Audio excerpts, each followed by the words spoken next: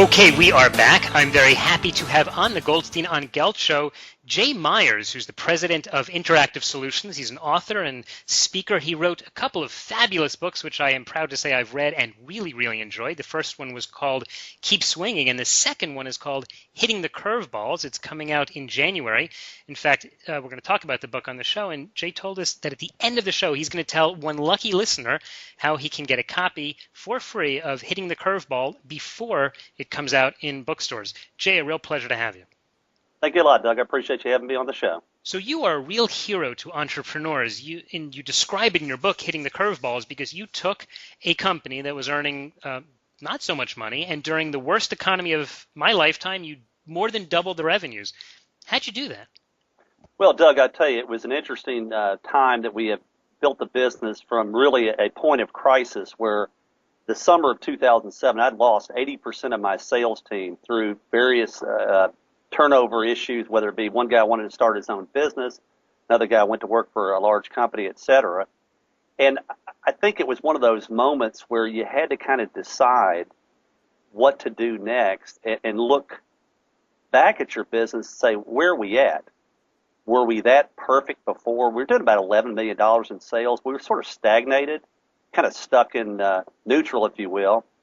And when all the crisis hit us, and those people left, along with an employee of mine that actually passed away one week, and a best friend of ours passed away the next week, and my wife got breast cancer. All this stuff happened. It was literally like one of those moments. It was crazy, kind of like, how is this all happening? The business stuff is unraveling. Personal life is unraveling.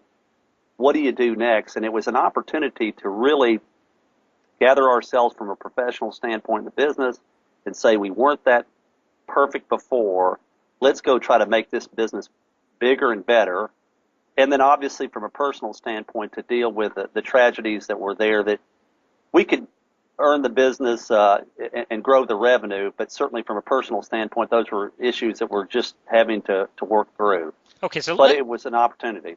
Let's focus on one of the details, because when I was reading your book, and you described this with lots and lots of stories and really enjoyable to read, I was thinking of something an old boss had said to me in a previous lifetime. Before I was an investment advisor, I used to be a private investigator. And my boss said to me that it was the best business in the world. He said, because when the economy's good, he does good. He said, but when the economy's bad, everyone's suing someone else, so we get more business because we have to investigate it.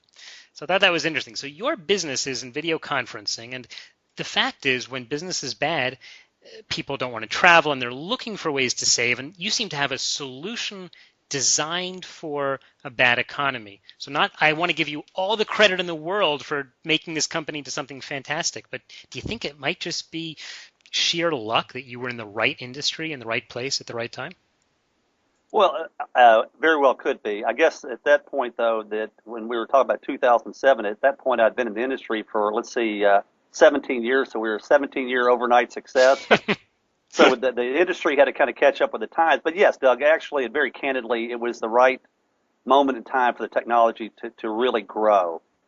I think also, and for your listeners out there, to understand that when something happens and the waves that is coming at us, that it's not a moment to panic. It's a moment to assess where you're at and to look at what you can do for the future. In our case, we rebuilt the sales team with some really high energy, skilled guys young guys that really had no industry experience. When I say skilled, in the sense of they were hungry and they saw an opportunity. And then I think the other thing for your listeners is when you look at like the recession coming in 2007, and that was some of the first months of it and everything, was that look at your business, and when you're in a difficult time like that, that's not the point in time to start getting cute with your business and start trying all these things and dabbling in other sub businesses and everything, little type of new things to see that can work. What worked for us was we stuck to what we knew in terms of the technology. We doubled down, if you will, on our investment in it, whether it be in healthcare and in distance learning and things that had worked for us in the past. We just did more of it. Okay, so first of all, I just want to reintroduce you. We're talking to Jay Myers, who's the president of Interactive Solutions, and he's the author of two books. One of them is called Hitting the Curveballs, which is coming out in January. In fact, the full title is Hitting the Curveballs: How Crisis Can Strengthen and Grow Your Business. And his first book was called Keep Swinging, very, very inspirational book about how Jay took a company that was hit very hard and turned it around because he kept swinging. Jay, you mentioned something before, which you sort of mentioned in passing, but I think might be the most important thing that people can take out of this discussion is you said that you didn't panic. As an investment advisor, I'm constantly put in a position where I have to walk people through a lot of the fears that they have. Unfortunately, a lot of people panic. How do you make yourself into the type of person who doesn't panic? Well, Doug, it's tough. I mean, I'm not going to tell you that it's just instinctively it's easy to do. You just do it. But I think, like the investment business, my industry is a strategic type of sales process. It's long term, and you can't look at anything in a vacuum. And just like in the investment business with video conferencing, telemedicine, distance learning, we have relationships with clients where the sale doesn't happen from when the initial meeting to the point of sale. It may take 2 years or longer. So what we looked at was, what are we doing right in our business at that point in time, and what can we do even better to grow within this difficult economy? And we were laser focused on it, the applications. We knew healthcare was emerging to be a big market, so we made a heavy investment in telemedicine and also educational, because we knew with the difficult economy, people were going back to school to get their masters and get more qualifications for jobs, etc. Those are important ingredients. But the thing about it is when you look at that situation, this is very corny, but I got to tell you this. The other part of it is you've got to believe in yourself. You have to believe in yourself that you can't panic because the world's falling apart. You have to say, hey, we've done well with this business. We're going to do well in the future. What works for us is this. Let's go do more of it. And one other quick thing I want to tell you about in this interview that I think is important. In the world we all live in today, where you have so much deception and so many of these employers doing all these crazy things with their companies, I will say this. We came up with a concept. One of my employees actually made this name up and everything. We have this town meeting, if you will call it, but it's AKA Jay's Dance Party. And it's actually a quarterly or sometimes more frequent meeting where we get all the employees together and we discuss what's out there, whether it be how the recession is going to affect our business to what's going on in the industry, just an open forum to discuss. And the employees really are gratified by that. We are an open book around here. We are very transparent. And when you have people, I can remember in 2008 when the recession was really in full force, I have a lot of young people work for me, Doug, and they were concerned. They were worried about where we're going. We have those meetings. We air out the concerns. And I think you may remember one chapter of the book. I said, hey, guys, here's how it goes. This is not a phony little pep talk. Here's the deal. ISI, we're going to choose not to participate in the recession. We're moving forward. Block all that stuff out. I'm not going to listen to it. Turn off your radio. Turn off your TV for a while. Turn on sports, whatever makes you happy. But don't listen to negative stuff. Listen to, here's what we're going to do. We're going to double down on telemedicine. We're going to double down on distance learning. We're going to go forward. We're going to be aggressive. We're going to get ourselves through that. And you know what? The first year of the recession, from the time I lost all those employees to the next year, we went from 11 to 14.5 million in a year. Wow. And I think a lot of it had to do with, quite honestly, the mindset. We were focused on, we're going to get through this.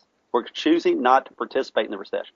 So, it's obvious that the main theme, I would say, of your books, in part from the business, is simply that you must be able to learn a lot from baseball. And for those who know you, they know you are kind of a big baseball fan. Do you really feel that people can learn something about running a business from, I don't know, let's say one of those, small teams like, the New York Yankees? Well, I actually think they can. And I know it sounds a little corny and to promote the book and everything about all this stuff, but I think here is what I observed. Baseball, if you watch the Yankees or whoever play, the game is very methodical. It's almost a chess match, kind of like with your new book and everything, Doug, right? You have the ability to do things, but you can't do anything quickly in a chess match or in a baseball game. I mean, you can, but the game is 3 hours. It's methodical. And if you look at the way the business in my industry, and your business too, where you look at the fact that anything has to be kind of long term. So whatever moves you make, you have to consider the future. And that's what we did with our business. So we looked at it as a big baseball game and moving players around and doing different things. One of the things in the book that I know you got a kick out of was the farm system. When we had all the people that left the company in the summer of 2007, we had a choice to make. We could go out and have a quick fix and try to get all these experienced people. And we decided that didn't really make sense to us. So we decided to hire all these young guys and bring them in and do like the baseball guys do. Train them through the farm system to look what you want them to be in a few years. So it wasn't like we got to have instant success. We knew it was going to take time for them to develop. And they did, and they've done a wonderful job. I think Yeah, I think that's a critical lesson, which, as the title of your book says, just keep swinging, just keep going over and over and focusing on the ball, and that really is what's critical. So, Jay, we said at the beginning that we would give people a chance to get an advanced free copy of the book that you're coming out with, which I was very lucky to have a chance to read, called Hitting the Curveballs. So the idea was that if someone can tell us how, in fact, let's say the first person, if that's okay with you, Jay, the first person who can tell us a keep swinging story that he did something methodical and kept going, maybe you could send that listener a copy of the book? I can, absolutely. All right, so let's do this. The first person to listen to this, it's a race. Go to goldsteinongelt.com, click on listener letter, give us the story. I'll send it over to Jay. If he thinks it's a real keep swinging story, he's going to send you a copy of his new book coming out in I guess paperback in January, Hitting the Curveballs. Jay, in the last few seconds, just tell people, how can people keep following your work? Well, so two websites. It's jaymyersceo.com, JAYMYERS CEO.com, or ISITN like Tennessee.com. Okay, and we'll put links to those on the show notes at goldsteinongelt.com. Jay Myers, thanks again for your time, and good luck on the new book. Appreciate it, Doug. Thanks for having me on the show. You've been listening to the Goldstein on Gelt Show with money maven Doug Goldstein. Doug's weekly radio show is heard around the world, but if you miss it, you can download the podcast at www.goldsteinongelt.com. The Goldstein on Gelt Show gives you up-to-date financial ideas so you can get on the path to financial freedom.